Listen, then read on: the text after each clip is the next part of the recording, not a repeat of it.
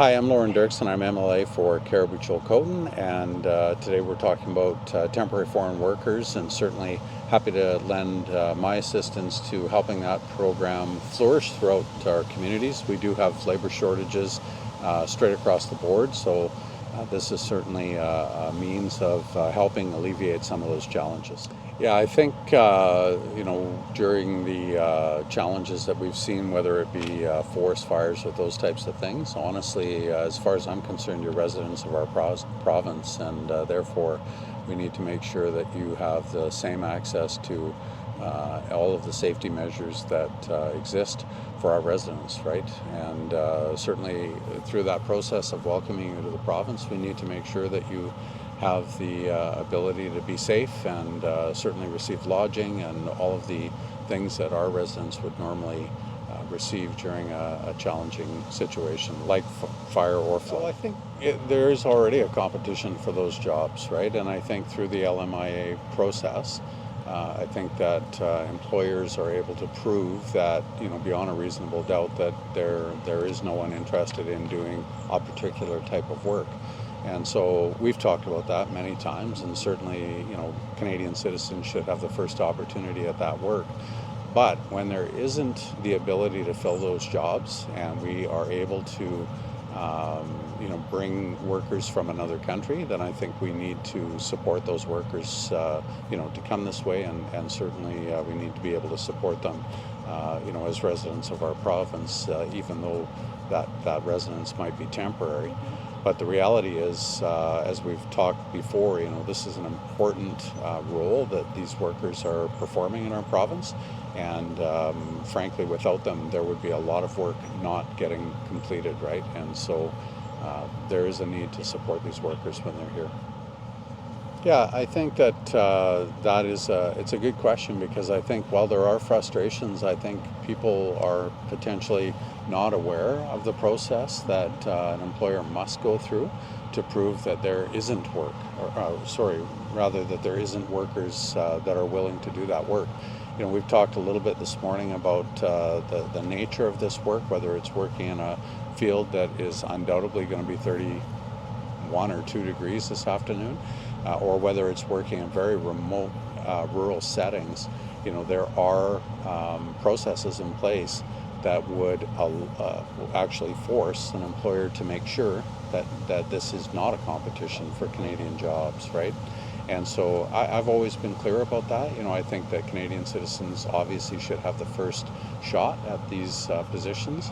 But if they are not able to fill these positions, we shouldn't be stifling our economy or the businesses that are involved by saying no to foreign workers, right? So I think that there is a huge need for this. I think it's an amazing opportunity for our province, for certainly Cariboo-Chilcotin has a great deal of temporary foreign workers, and it's a real bonus, I think, for us in Cariboo-Chilcotin just to keep things going, whether it's here at Hastings or Desert Hills or frankly so many ranches throughout the Cariboo-Chilcotin.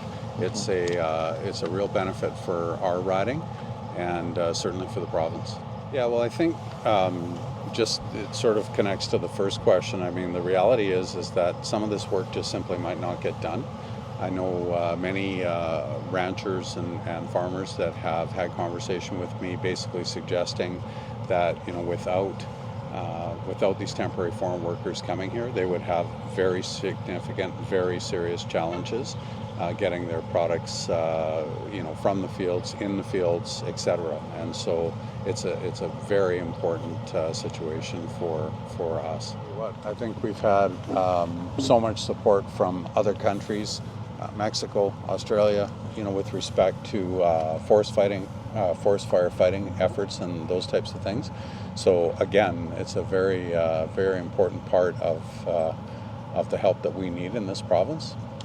And again, it's the ability to just have 50 or 60 person crew materialize to go fight a fire in northern BC or wherever that might be is a pretty serious challenge, right? And I know that we've been blessed to have a great relationship with a number of different countries that have had temporary foreign workers come and fill that role as well. I think we've actually reciprocated as well. Canada has sent forces to other countries as well. So I think that is a real bonus for us, to be honest.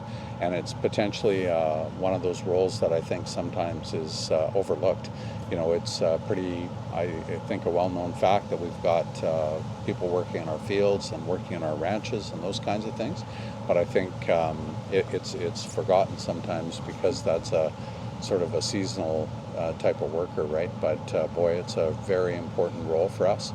And we need to make sure that we continue to keep those lines of communication open in this province and do a good job to maintain that relationship for sure. If you're referring to evacuation and those types of things, you know, one of the challenges that we have in this province, not just for temporary foreign workers, but for all of our residents, frankly, is some of the challenges that we're faced with are, you know, the rural nature of British Columbia.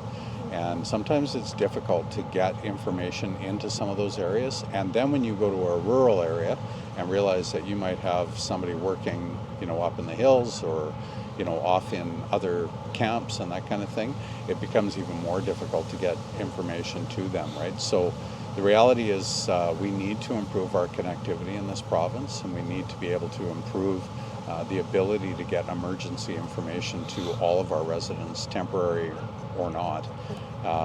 It is so imperative, you know, in places like the Chilcotin where, you know, frankly, there's a little bit of improvement out there, but frankly, there are some very serious challenges with getting information to people in rural settings, and certainly that has to be improved. Yeah, well, through people like David and Anna and others, Anna in Williams Lake, she's Anna Rolick. She's an amazing advocate for temporary foreign workers, and as is David. I sort of join their cause, and we definitely have to continue to advocate to both the province and federal governments to make sure that, and we spoke a little bit about this before, you know, processing of paperwork is detrimental to this whole cause.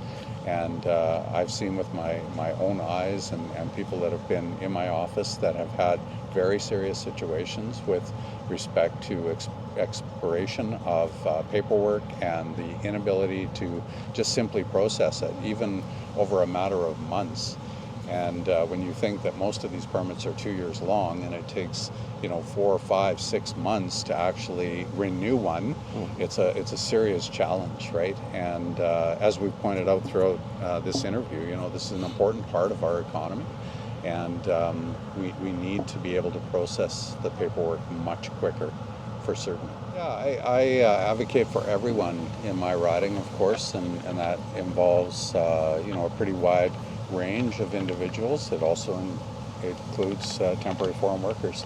But, you know, I can confirm that, you know, there are so many agriculture operations that, you know, honestly, they are not certain how they would complete the task of the day without the help of these temporary foreign worker programs, right? And, you know, we're here today at a beautiful farm market here in the South Caribou, and, you know, just in conversation with the owners here, you know, they have, you know, a pretty good sized workforce, and honestly, they're not certain how they would complete the work of the day without this workforce, right? And I keep maintaining that, you know, there has to be the ability to prove beyond a reasonable doubt that these jobs couldn't be filled by other folks that are currently living here. But that is the case every year, right? And I think it's very important to note that when these openings cannot be filled, we certainly need the extra help, and I would advocate on, you know, all fronts, whether that's helping to get people, you know, people's paperwork completed and those types of things. We do that on a routine day as part of our normal business. So. Yeah, well, absolutely. You know, we have labor law in this province, and that should extend to anyone working here, whether that's you know, our normal labor market or whether that's temporary foreign workers. The reality is, and I'm grateful that I have not had that come across my desk in Caribou Chilcotin. I no one has, claimed any kind of abuse or that anybody's been taken advantage of, fortunately. But in cases like that, I really think that we need to involve the authorities in situations like that, and that we need to definitely make sure that our workers are. En Kamloops Immigrant Services ayudamos a los trabajadores migrantes en las regiones de Kamloops y el distrito de Thompson-Nicola a comprender sus derechos en el lugar de trabajo y acceder a otros servicios. También ayudamos a los empleadores a comprender sus responsabilidades al contratar trabajadores internacionales. Ofrecemos educación a través de talleres y orientaciones a los trabajadores migrantes para que conozcan sobre sus derechos y responsabilidades. Te conectamos con otros servicios, como asesoría en taxes, aplicación para tu tarjeta de salud, tu licencia de manejo, el número de seguridad social, entre muchos otros. Te conectamos con la comunidad. Fomentamos la inclusión y la bienvenida de los trabajadores migrantes a través de eventos sociales, culturales o deportivos. Apoyamos a los empleadores, asistiéndolos con servicios de interpretación, talleres en el lugar de trabajo y mucho más. Kamloops Immigrant Services. Juntos somos mejores.